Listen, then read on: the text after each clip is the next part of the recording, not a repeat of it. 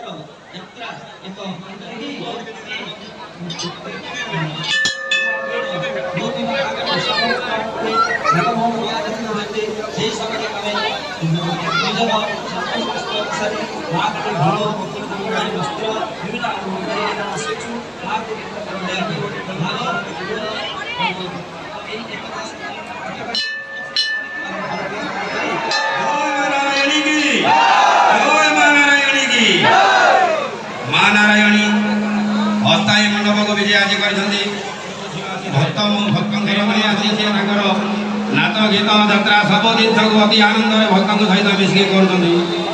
दुखे दुखी भक्त सुखे सुखी हो यात्रा परिचालना कमिटी समस्त को आशीर्वाद रखी आज कही धन्यवाद दूसरी जय मां नारायणी। धन्यवाद देवी श्री संजय कुमार दास महोदय को स्वल्प वक्तव्य से आमको मां वार्ता देते अनुरोध करेंगे मंच उपर मंच सम्मुख समस्त दर्शक मानक भक्त मानक श्रद्धालु मानक विशेष भाव जो दिन पंचदेवी पंच ठाकुराणी विश्राम दिन थाए से दिन आपने देखुवे ये अस्थायी मंदिर में अति सुंदर भाव